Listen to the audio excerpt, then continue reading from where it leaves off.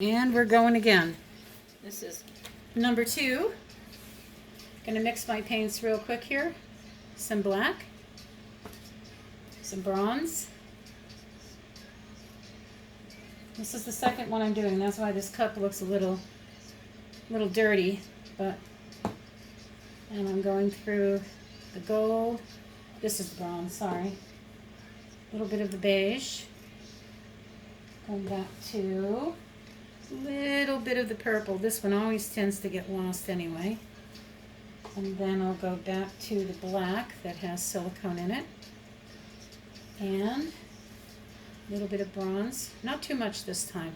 The last time I did this, I'm getting it all over the tabletop already, and it doesn't have a base coat on it yet. And I'm going to be using a solid black base coat. These have all been mixed with glue all, Floetrol, and some GAC 800, or as everybody else calls it, GAC. I'm not sure if that's the right way to pronounce it or not. I'll do a little bit more. I have some black saved, because usually what I do, I end up running out of black. So I'm going to try to see. Oh, I got that a mess over there already, didn't I? Okay, so I'm going to leave a little bit of black in the cup. Put this on the side. Take my base coat that does not have silicone in it, just like the other one I just did, and I'm going to spread this around. I tried using other colors on here. It ends up getting lost. So I've learned that you should just use the one color, black being the base of the whole unit of the tabletop, and then just putting the black base coat on with no silicone, so the other colors have something to slide around on. And I'm trying to get as much out of here as I can. I have it on a turntable, so it makes it a little bit easier to get it out. And this omelet spatula is heaven sent. I want to cover the whole thing, but not go over the side like I just did. You can see I had some color on from the other one that I've just done. So I'm going to get a little fading in there of the other colors. See a little bit of cells right there that I really wasn't going for. But I'm going to pour my colors right over it anyway. And once I see the whole tabletop has been covered, then I'm going to come through and try to mimic the same way I just did the design for the other one. What I do is I go in a zigzag pattern with the colors that are already in the cup, and then take as clean of a spatula as I can. Set that there. And there isn't a lot of paint in here. So what I'm going to do is squish it a little bit more this time and go a little bit slower. And longer veins. Stop. Come back to the center so the black color will be there as well. And then go through this light color.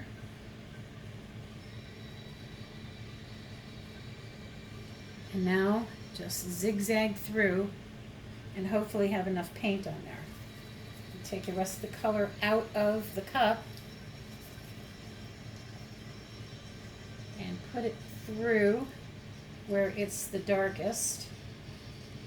And over here, kind of break it up a little bit. You can see the cells on there. Isn't that fantastic? That's good, but it's not where I want them. I want them on the tabletop. I don't really want them on the spatula. So I'm going to just pull them over. And now what I'm going to do is I'm going to take see there's like an edge there, and I'm just going to pull it through, just like I did on the other one. And the colors are all coming off the side, so I'm trying not to make it too muddy. See, because then that other lighter color will remain. And we've got this graying effect here.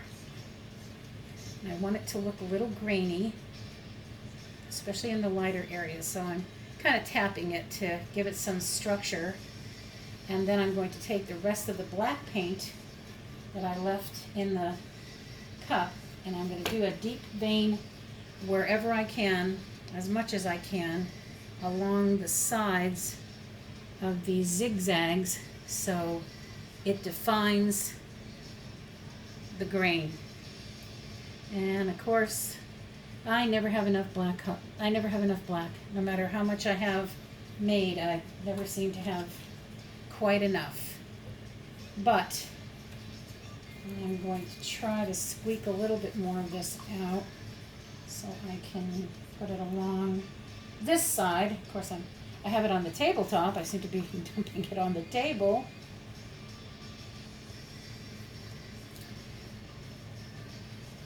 And as you can see, I'm going for a deeper, darker vein than I have right now. And I'm spinning this around so I can pull off some of the color in the direction that I want it to go.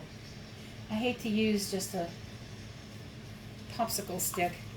I know how to use brushes, don't get me wrong, but this is right here, and all I'm trying to do is coax the color along. Now, the other thing that I'm going to try to do is tilt this one just a little, if it doesn't break my back, and see if I can get the colors to, there we go, to move a little bit more in a zigzag pattern. So let me see if I don't hit the other one. There's one right next to it. I'll pull it back. I can see some of the purple again. I'm trying to look at the other one that I did and do it so that it's kind of like a matched set. And it's pretty hard to do with acrylic pouring because there is no such thing as matching it exactly. Commission pieces are for the very brave, because there is no way to get what one would consider an exact match. Colors, yes. Design, not so much. However, I got that little flower thing going again. So what I'm going to do is gently take this, pull it this way by moving the tabletop.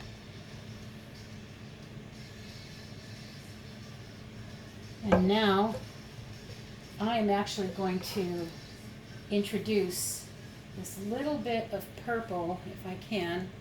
Maybe I could use a stick and get a little bit of the purple introduced in an area where there isn't a lot of interest. And then I'll torch this and see if I can, there's some more purple there. Because you want your eye to have a color to look through. Have a friend who loves purple, so this is for you, Linda. And I love it too, but it's nice to have a color that you can find in the painting that's not overwhelming. And this is certainly not overwhelming. Even the little dots will be interesting. I'm going to go back over to the other one and just do the same thing over here. So it has that purple vein going through.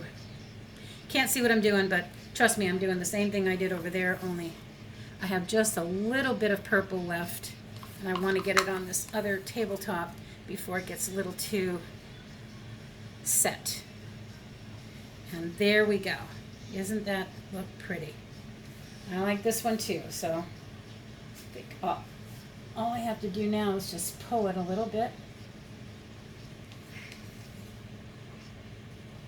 Not put too much. Sometimes you can overdo it, thinking that you're getting just the right amount of color in there.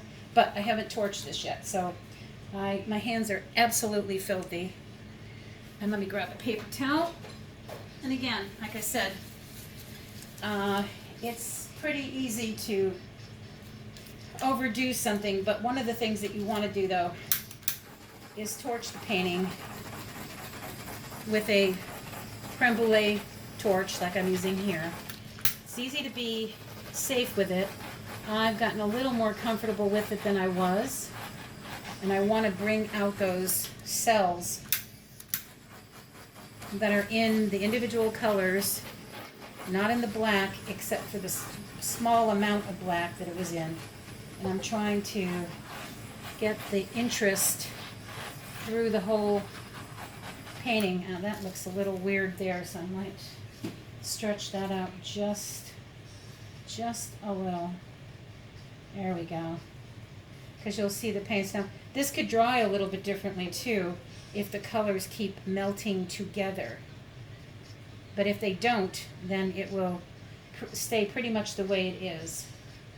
And since I tend to go for ones that are not too exact, I'm getting the paint off along the sides. It doesn't really matter if it goes on the back, but I just don't want it to keep pulling paint off the back. Oh, looks what I... Don't reach across your painting. If you have it on a turntable, you did it for a reason. So turn your turntable around and do that. Now these two look rather similar. This is a little weird here, so I'm going to make that curl just a little. And this is where you can get as creative as you want to, or leave it. And this one's going to be, I don't want to have big chunks of color. I want to have some veins of color. Even the purple, I'm going to marble it a little bit. And just a little bit of twists and turns, and hopefully not make any icky faces in it or things that go bump in the night, because I would be the first one to be afraid. So I don't like to do that. And I'm going to torch it again. Probably don't even need to do this, but I'm going to. See if we can get some more cells to pop up. The other one is selling just nicely. I wish I could move my phone around a lot. I envy those that can take their phones off and not think that they're going to drop them in their creation. But anyway, these two pretty much match. I'm going to call this one as complete. And if I can turn off my recorder, I might end up just tilting them a little bit. And here's what happens when you tilt them. See the veins, the way they're going like that? The weight of the paint is going to change the shape of the vein. So when I do that, it seems to make it smaller. If I go in the opposite direction, it'll make the vein larger. So that's what I'm trying to do. Now I do see something that I'm not too crazy about over on this side. Let me see if I'm not going to hit that one. Okay. There we go. We'll make it look a little more swirled like it was here. There we go. Now, they look good enough for me. If you could see it, you can see it okay. I wish I could bring in for a close-up, but like I said, I'm not that brave, so forgive me. I'll get better at it as time goes on. But this is Angela with creativelydone.com with another 2 tabletops done. And hopefully you like them as much as I do. And if I could turn off the video, I'll see you in the next one.